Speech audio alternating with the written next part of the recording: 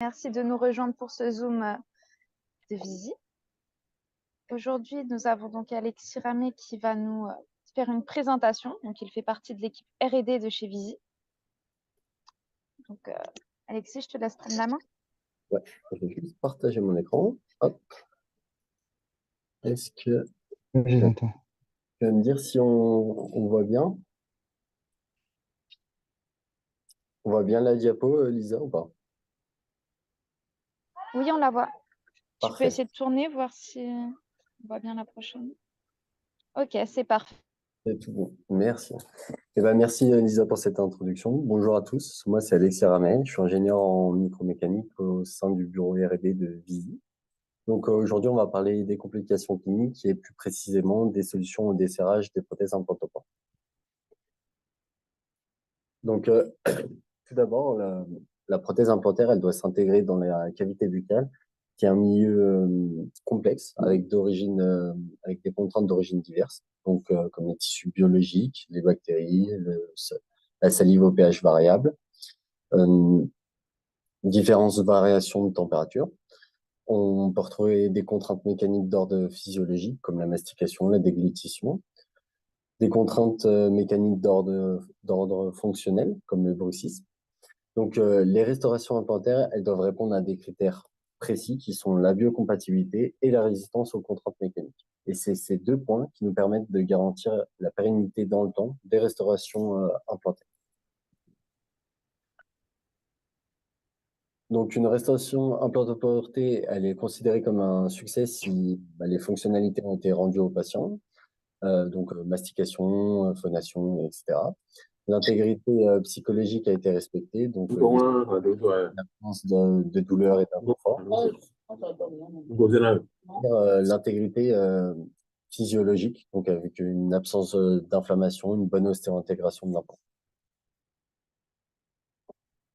Donc, grâce à une classification que vous devez bien connaître, qui est celle d'Alberscon, Zarp et d'Avarpala, on va voir comment on définit le succès implantaire et prothétique. Donc, il y a succès implantaire s'il y a une mobilité inférieure à 50 microns, une absence de zone radioclaire, une perte inférieure à 1,5 mm après mise en fonction de l'implant, une perte osseuse marginale inférieure à 0,2 de millimètre par an, et des absences de signes persistants ou irréversibles, donc des douleurs, infections, nécrose tissulaire. Il y a un succès prothétique si une absence de fracture, fêlure ou dévissage, si la qualité de l'hygiène et de la maintenance a été respectée, et bien sûr s'il y a une parfaite intégration de la prothèse, donc que ce soit l'esthétique, le fonctionnel, la phonation. Donc on va voir que les complications en prothèse implantaire, elles peuvent être de deux types. Donc ces complications, elles peuvent être d'ordre mécanique, provoquées donc par des fractures de cosmétiques, de vis de serrage, piliers, d'armature, éventuellement d'implants. Elles peuvent être induites par des dévissages de vis prothétiques ou des piliers vissés, mais elles peuvent être aussi causées par des descèmements. Les complications, elles peuvent être aussi d'ordre physiologique, donc amenées par des défauts d'ostéo-intégration, des défauts de réhabilitation des fonctions, donc mastication, phonation, mais également aussi engendrer des défauts d'esthétisme. Donc, on va voir quelques exemples. Donc, comme ici avec une fracture d'armature. Donc, la première question à se poser, c'est quelle est l'origine probable de cette fracture? Ici, on peut supposer, penser que c'est des surcharges occlusales provoquées par le patient qui sont trop importantes. Donc, par exemple, s'il fait du bruxisme. Le problème, il peut éventuellement venir de la prise d'empreinte. Donc, une déformation liée au transport, une mauvaise prise d'empreinte, pardon. Le problème, il peut être aussi lié au choix du matériau.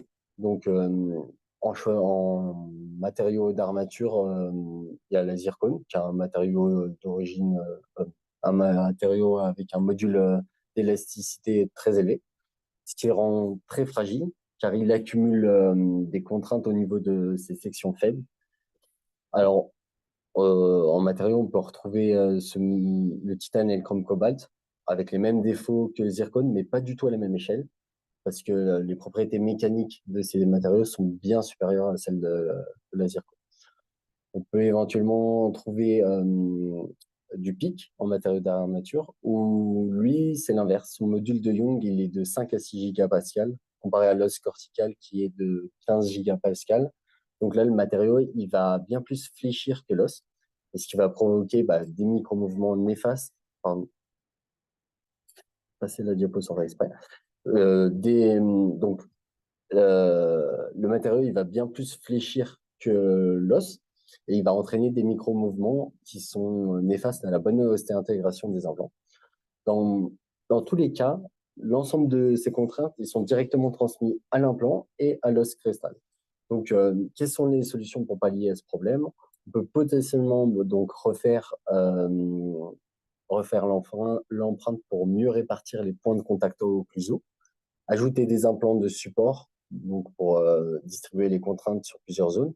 Donc, cette solution, elle n'est pas dans le plan de traitement initial, donc c'est rarement possible car c'est un surcoût pour le patient. Après, on peut également changer de matériau d'armature en fonction des problèmes rencontrés. Aujourd'hui, on a de nombreuses solutions qui existent en termes de matériaux d'armature. Euh, Comme exemple, j'ai le PMMA graphène renforcé par du Zantex, qui sont deux matériaux assez novateurs avec des propriétés mécaniques extrêmement intéressantes. Et d'ailleurs, si ces matériaux vous intéressent, je vous invite à assister au Zoom du docteur Le Rebourg qui vous présentera leurs spécifications et surtout leurs indications. Donc, un autre exemple avec une fracture de vis. Donc, on retrouve les mêmes origines que celles de la fracture d'armature. Donc, les origines sont similaires. Donc, surcharge occlusale provoquée par le patient, liée à du bruxisme. Euh, Potentiellement, ça peut venir d'une mauvaise répartition des points de contact occlusaux, d'une mauvaise prise d'empreinte. Dans tous les cas, on identifie le problème avant de pallier avant de refaire la prothèse. Alors, comment on va pallier au problème d'une vis bloquée dans un implant? On va procéder par étapes d'élimination. Donc, on va commencer au pied de os si on peut enlever le morceau de la vis fracturé dans l'implant. Et éventuellement, on va se diriger vers des kits d'extraction de vis. Donc, tous les fabricants d'implants le font. Euh, et dans certains cas vraiment extrêmes, on procédera au cimentage ou à l'extraction de l'implant, cimentage de la prothèse dans l'implant et extraction de l'implant. Et c'est dans des cas vraiment spécifiques. Donc, si la vis elle est cassée, on doit systématiquement vérifier l'intégrité de la connectique parce qu'on ne peut pas refaire une prothèse en ayant notre, euh, notre filetage ou notre système d'indexation euh, endommagé. Donc, comment on va vérifier la connectique? Tout simplement avec du matériau d'empreinte, donc au bout d'un instrument avec un petit peu de rétention pour pouvoir tirer notre prise d'empreinte dans l'implant et on va procéder à l'empreinte de la connectique implantaire. On peut le voir sur les images en haut à droite. On peut vérifier l'intégrité de notre connectique. Et dans ce cas-là, si la connectique est intègre, on va pouvoir refaire notre prothèse en ayant identifié là où les causes du problème. Un dernier exemple avec la fracture de pilier. Donc là, dans 99% des cas, l'origine, elle vient d'un ajustement mécanique, donc implant-prothèse, donc un défaut de pièce ou par exemple une prothèse calcinable mal ajustée. Donc la solution, c'est un nouveau pilier, c'est indispensable. Et là, on va privilégier des pièces usinées au calcinable ou piliers sur mesure homemade. Pourquoi? Parce que les pièces usinées, elles ont été conçues pour résister aux contraintes mécaniques. Elles ont été testées en simulation, donc par des tests de statique et tests à la fatigue surtout. Et de plus, elles sont fabriquées sur des machines d'usinage très précises. On peut largement tenir un ajustement au centième, voire au micron. Donc, comment analyser les dévissages en prothèse implantaire? Donc, le patient, il va tout d'abord rencontrer des symptômes, donc une modification de l'occlusion liée à la mobilité de la prothèse, des inflammations des tissus mous périimplantaires, des mauvais goûts, des mauvaises odeurs. Quels signes, vous, praticiens, vous permettent d'identifier un dévissage? C'est des rougeurs, des œdèmes, une éventuelle suppuration possible des tissus mous périimplantaires. Mais aussi, le signe le plus facile à interpréter, c'est la mobilité de la couronne. Donc, l'analyse indispensable, c'est la vérification du niveau osseux périimplantaire, la vérification d'un éventuel nigrogap ou d'une éventuelle fracture de vis prothétique, donc ça avec une radio. Donc, les dévissages en prothèse implantaire, ils sont la complication à la source d'autres complications majeures. Elles peuvent engendrer des complications d'ordre mécanique, donc avec une modification de l'occlusion, une augmentation de la mobilité, des déformations des pièces prothétiques, allant éventuellement jusqu'à une fracture de celle-ci. Mais les dévissages, ils sont susceptibles aussi de provoquer des complications d'ordre physiologique, donc des pertes osseuses, provoquer des périimplantites, des infections des tissus mous et durs périimplantaires. Donc, il faut absolument traiter ce problème rapidement pour éviter toutes ces complications. Bon, comment on traite ce problème? C'est en partie grâce à une grosse sensibilisation de votre patient. Il faut l'informer et le sensibiliser sur l'éventualité le jour de la pose de la prothèse, lui dire de vous contacter en cas de moindre mobilité de la prothèse. Ça, c'est primordial. Donc, je vais vous donner quelques chiffres. Les dévissages en prothèse implantaire, qu'est-ce que ça représente? C'est quand même 30%, quasiment 30% durant la première année des cas en prothèse implantaire, et c'est quasiment 13% pour les piliers vissés et vis de serrage sur les 5 premières années. Donc, c'est des chiffres relativement lourds. Donc, quel est le dénominateur commun à toutes ces complications? C'est les contraintes mécaniques excessives. Vous allez me dire, elles viennent d'où? Bon, donc, elles peuvent venir des forces occlusales. Donc, on peut retrouver des forces sur les prémolaires et molaires d'environ 650 newtons et d'environ 200 newtons sur les incisifs. Et les contraintes mécaniques excessives, elles peuvent être aussi engendrées par du bruxisme. Le bruxisme, on sait, c'est 1h30 de contact par jour au lieu de 15 minutes. C'est des forces occlusales pouvant être multipliées par 2, voire 3, ce qui fait énormément de contraintes mécaniques. Mais ça peut venir aussi d'une répartition des charges sur votre armature ou prothèse, une mauvaise répartition des charges. Et ces contraintes mécaniques excessives, elles sont transmises à la connectique implantaire et donc à l'implant. Donc on va vaguement voir les connectiques implantaires, mais surtout comprendre les avantages de certaines et leurs influences. Donc une restauration, on sait, est composée d'un implant, d'une pièce prothétique et une vis de fixation. On peut retrouver différentes surfaces de contact sur la partie des connectiques, donc comme une surface de contact plane ou conique. Et c'est souvent associé à un élément antirotationnel, donc comme un hexagone, octogone et hexalope sur des pièces prothétiques transvisées. Donc, à travers une vidéo, on va voir l'influence de la connectique sur la tenue de la prothèse implantaire et sur les dévissages. Donc là, ici, avec un exemple sur une connectique euh, interne à surface de contact plane. Là, on voit surtout lorsqu'on sur la pièce prothétique.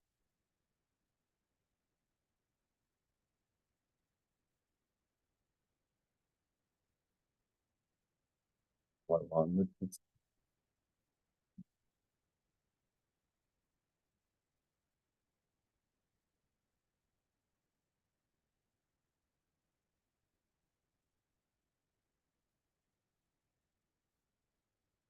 Donc, on peut voir très bien la prothèse, il crée un microgap à la jonction de la prothétique, jonction prothétique, pardon, donc entre l'implant et la pièce prothétique.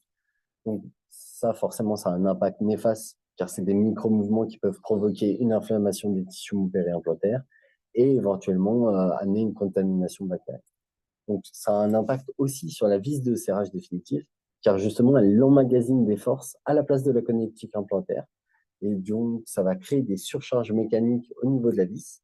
Et c'est cela qui va amener au dévissage ou éventuellement à la rupture de celle-ci si elle est amenée à répétition.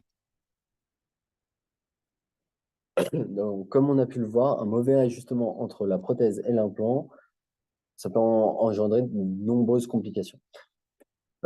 Ici, la connectique conique, elle permet un centrage de type cone-morse qui distribue les contraintes adéquatement et justement, ça évite les micro-gaps en prothèse, entre la prothèse et l'implant. Donc, on le voit très bien sur ce schéma. En termes de centrage, on est plus efficient sur une connectique à cone-morse. Donc, pour comprendre le serrage, il faut comprendre son objectif. Son objectif, c'est de serrer à une force suffisante pour empêcher la désolidarisation ou le desserrage du complexe lorsqu'il est exposé à des charges cycliques répétées. Donc, on va voir quand le serrage intervient et, qu'est-ce que le serrage. Donc, pour comprendre le serrage, il faut comprendre qu'est-ce qu'une contrainte. Une contrainte, c'est le fait d'appliquer une force sur une section. Donc, la résistance de celle-ci, elle est dépendante de la taille de la section. Donc, plus c'est gros, plus ça résiste. Donc, la contrainte, elle nous définit une courbe, et c'est grâce à celle-ci qu'on va interpréter le module de Young du matériau. Donc, le module de Young du matériau, c'est l'élasticité du matériau sur sa déformation. Donc, en orange, la première zone qui est représentée ici, c'est la partie où le matériau il va se déformer de façon réversible uniquement. Donc, il va s'étendre en emmagasinant une force et toujours revenir à son état initial, comme un élastique. Et c'est grâce à cette zone qu'on va pouvoir provoquer le serrage d'une vis, car en relâchant la force, on va raccourcir la pièce et c'est ceci qui va provoquer le serrage. On reviendra sur toutes ces étapes de serrage un peu plus tard dans cette présentation. La seconde zone représentée en bleu, c'est la partie où le matériau il va se déformer de façon réversible et irréversible. Donc, il va créer de l'allongement sur le matériau et donc il ne va pas revenir tout à fait à sa forme initiale. Et le fait son fait de raccourcissement est strictement similaire au raccourcissement élastique qu'on vient de voir auparavant, donc les zones élastiques. Et la dernière zone, qui est la zone représentée en rouge, c'est la partie où le matériau il va se déformer, mais où il ne peut plus supporter la contrainte. Donc, on va provoquer une déformation locale jusqu'à la rupture de celle-ci. Donc, l'objectif du serrage, c'est de mettre en tension la vis en évitant justement la zone de striction, donc la zone de rupture de la pièce.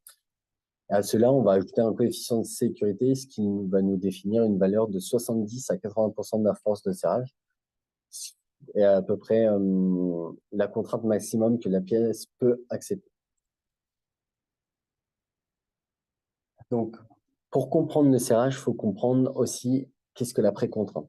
La précontrainte, c'est le fait d'emmagasiner, on va emmagasiner des forces pour maintenir le serrage.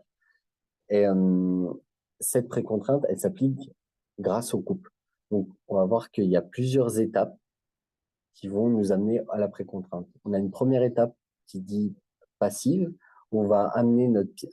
ici, c'est sur un exemple de vis, de pilier transvissé. Donc, on va amener notre vis de serrage définitif dans notre pilier, qui va mettre en place notre pièce prothétique dans notre implant. Et seulement après le vissage, on va rentrer dans l'étape active. Et là, dans l'étape active, on va mettre en compression la tête de vis dans notre pièce prothétique et notre pièce prothétique dans l'implant. Et ce qui va provoquer le serrage, c'est l'allongement de la vis et le raccourcissement des filets, du filetage de la vis. Donc, il faut voir vraiment cet ensemble comme un ressort qui emmagasine des forces pour maintenir l'ensemble, notre ensemble. Il y a une loi de la mécanique qui dit l'assemblage reste stable tant que le niveau de précontrainte reste supérieur aux contraintes externes. Donc, nous, en implantologie, qu'est-ce qu'on peut l'appliquer, cette loi de la mécanique? Ça veut dire que notre niveau de précontrainte, il doit être supérieur aux forces masticatoires appliquées sur notre couronne. Donc, le maintien de la précontrainte, il repose sur différents points. Le couple de serrage, on a vu, et aussi les caractéristiques mécaniques de la vis. Donc, on va voir le grade de titane, le diamètre, le revêtement, et on peut éventuellement jouer sur la précision d'adaptation entre la prothèse et l'implant et la vis. Et le coefficient de frottement, dit friction, et va impacter l'après-contrainte. Donc, le couple de serrage, lorsqu'on va appliquer un serrage, il n'est pas entièrement traduit en précontrainte. Donc, ça veut dire qu'il ne va pas servir à serrer totalement à 100% notre système implantoporté, de prothèse implantoportée. Il n'y a que 10% donc, de précontrainte qui va être traduit, que 10% du serrage qui va être traduit en précontrainte. Et le reste, il va avoir 50% de dispersion de frottement entre le pilier et la vis, et 40% entre le filetage et le taraudage, donc de la vis et de l'implant. Donc la précontrainte, elle dépend forcément du coefficient de friction. Donc le couple de serrage doit donc produire un serrage qui doit prévenir l'échec au desserrage après mise en fonction des éléments prothétiques. Donc c'est ce qu'on a vu tout à l'heure, c'est notre niveau de précontrainte doit être supérieur à notre contrainte exercée sur notre prothèse. Donc, à ça, il existe une double limite au couple de serrage, la contrainte maximum applicable à la vis et la tension, bien sûr, critique de l'interface os-implant.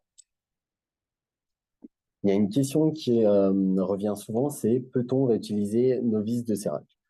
Il y a des études qui ont montré que les vis prothétiques pouvaient être vissées et dévissées jusqu'à 10 fois sans subir d'altération significative de leur efficacité. Par contre, au-delà de serrage, les vis devaient être systématiquement remplacées. Pourquoi? Parce qu'il y avait une dégradation au-delà de 10 cycles des filetages de la vis, donc des propriétés mécaniques de celle-ci. Donc, si une prothèse implantaire doit être déposée pour une raison ou une autre qu'un problème de vissage, les vis de serrage peuvent être réutilisées sans risque pour leur performance. Par contre, face à un problème de dévissage, il est forcément impératif de remplacer la vis par une vis neuve.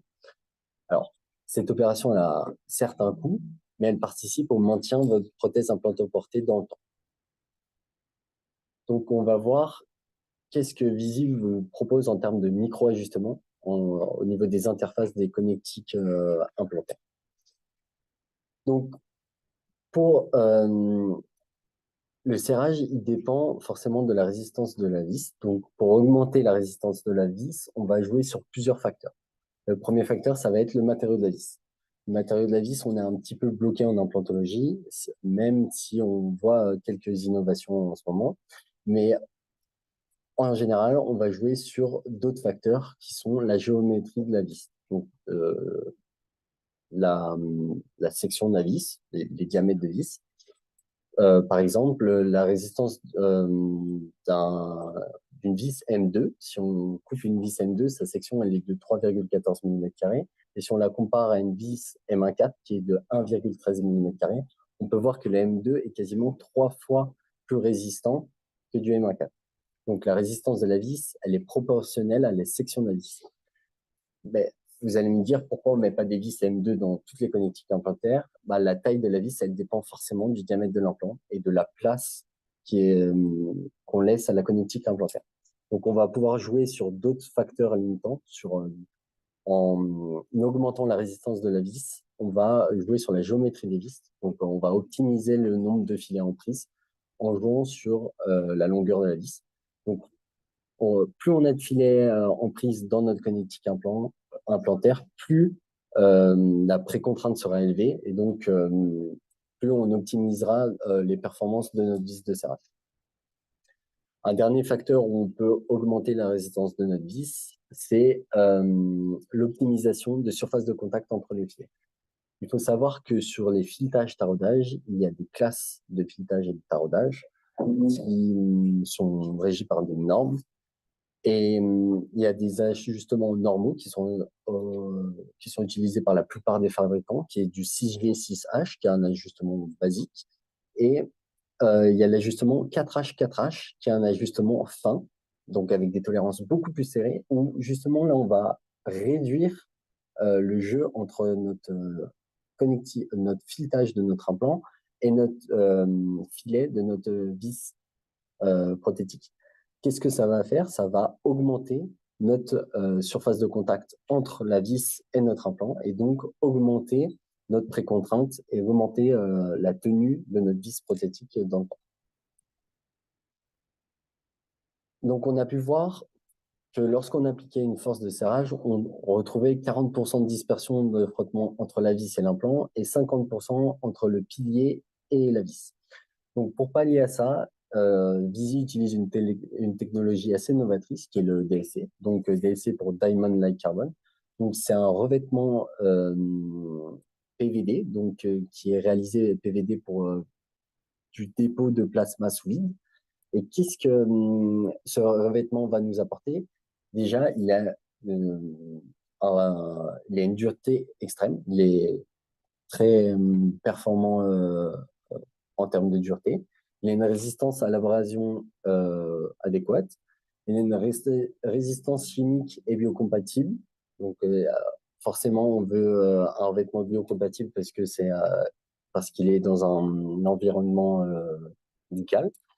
Et surtout, on l'utilise pour sa réduction de coefficient de frottement. Donc, il va agir comme lubrifiant de surface. Donc, ce revêtement, il va éviter les problèmes de matage entre le titane et le titane. Donc, si on a une vis en titane et un implant en titane, on va provoquer du matage par le couple de serrage. Et ce traitement va pouvoir résoudre ce problème et aussi réduire le coefficient de frottement. Donc, on va optimiser notre serrage en précontrainte, donc pouvoir augmenter notre performance de notre vis dans le temps.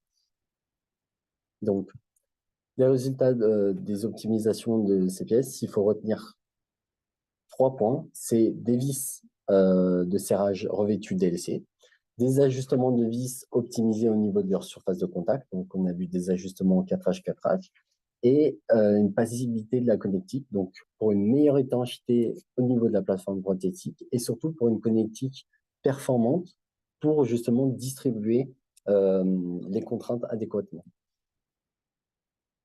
Je vais finir avec juste une petite phrase qui résume assez bien cette présentation. C'est la vis de serrage définitive. Elle constitue la clé de voûte de la restauration implantaire.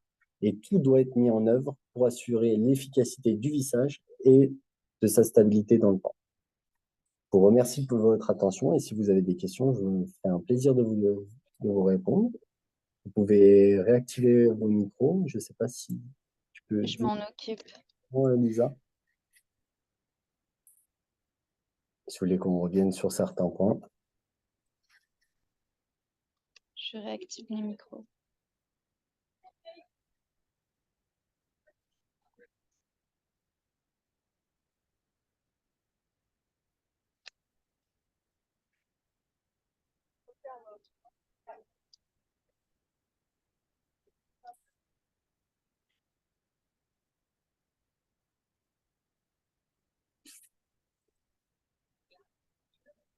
Vous pouvez aussi écrire des messages dans la discussion si jamais vous avez des questions ou un retour à faire sur le Zoom.